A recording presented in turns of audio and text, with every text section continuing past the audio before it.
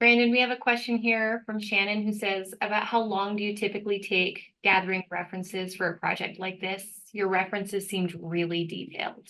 Yeah, and actually they weren't that detailed, right? Like they do seem, because there was a lot, but I could have spent hours still kind of building things up, because there were still, like I told you, there were still some loopholes or some places, elements that I felt like that I didn't really kind of dive into that I wanted to, or felt that would be helpful. So well, the idea, one of the things is like students don't do enough.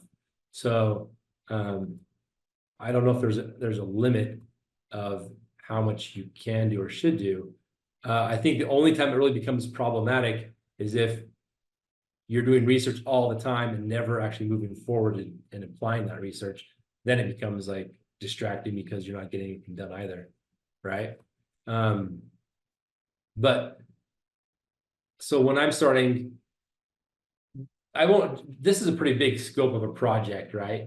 And it won't generally be jumping in like this. It'll be kind of a gradual thing.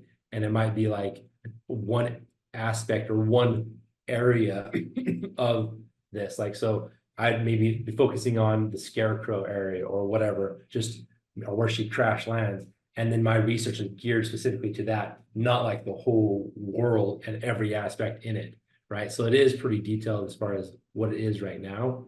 I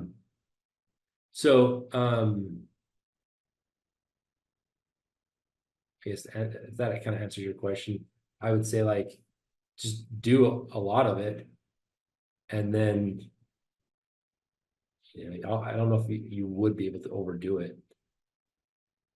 Just kind of what you need. I guess what I would say also is I almost, when I get a new assignment or a project or something like that, I probably spend at least one full day, maybe 2 days doing that research, right? Because I just need to get out that info, right? So, and it depends on what it is. Some stuff it's a lot easier, less research, and it just depends the complexity of what is the project itself, right? So. Brandon, we have another comment here from Molly, and she says, so if this is a very marshy, watery world, do you at this point have any ideas on how Dorothy is going to navigate it? Will she want to swim? Does she find the environment a challenge to navigate in itself? Yeah, I would think so. So I imagine she's probably in some type of space suit, right? Where she can be in there and walk in it. And I thought about, like, I don't know about the dog aspect of it, right? Maybe her dog is in a little space suit too. I don't know. But yeah, I figured that like if it's a swampy marsh thing, it's kind of hard. And so that journey to get where she needs to go is pretty arduous and difficult. And maybe at first it seems not so bad. Like maybe where she lands, it's not as wet, so she can walk on it. But as she gets closer and closer, then it starts to get harder and harder, more water and everything. So Richard says the scarecrow lacked a brain, the lion lacked courage, and the Tin Man lacked a heart. If you kept those characteristics, what might the creatures be like? Yeah. So read them again. What was the Okay, scarecrow lacks a brain. Right. Lion lacks courage. And the Tin Man lacks a heart. Right. So again, I don't know if these creatures would be very human-like, but maybe I thought about like maybe the heart be like, maybe like he glows, but his heart is missing, or it feels different or looks different than other people like him, or what hearts look like for these creatures and things. And the one that's scared, the cowardly lion, maybe he was hiding and he's in his environment is just kind of really, I don't know. I haven't flushed all the ideas out for sure, but that's the stuff you want to start thinking about, right?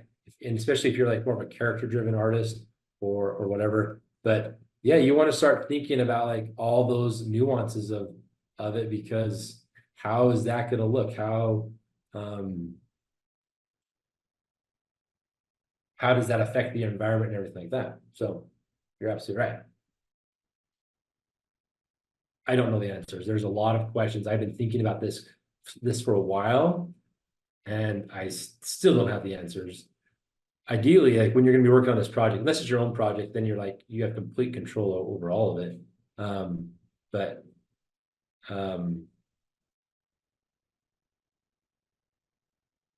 We have a question from one plus Allison. calls.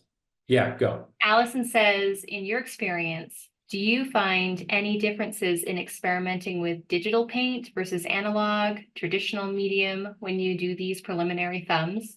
Does one or the other help your exploration process?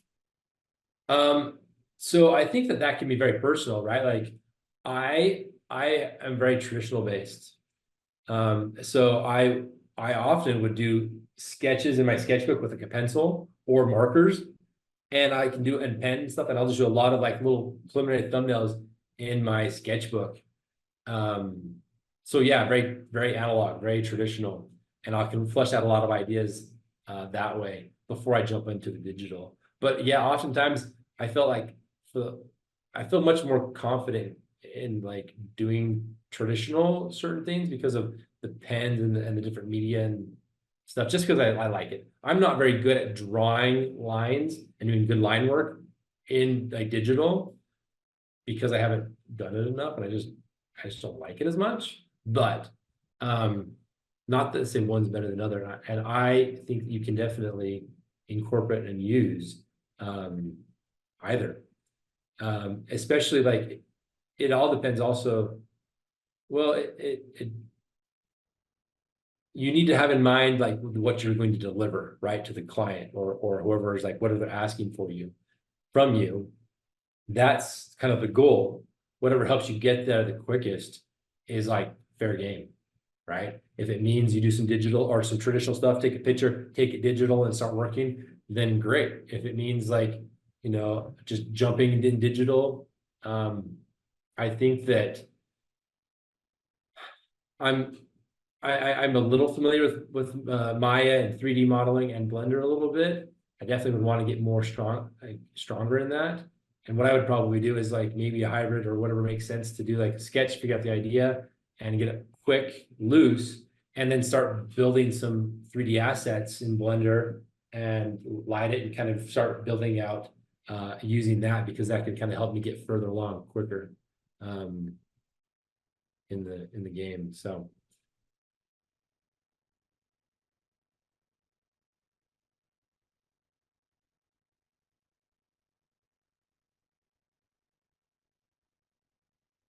yeah, I hope that answers your question. If you guys don't feel that answers your question or was quite all of it, ask it again and say like, try again.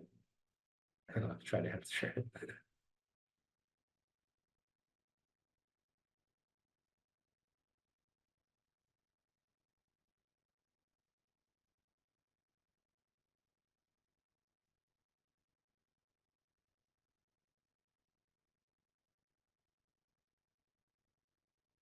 Um,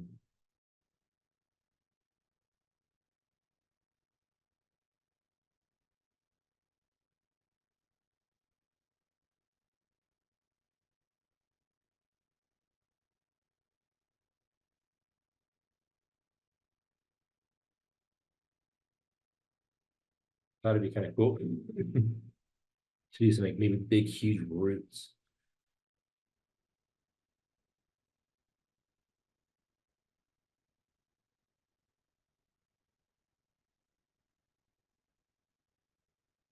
So this is I'll play more with value on this one versus line.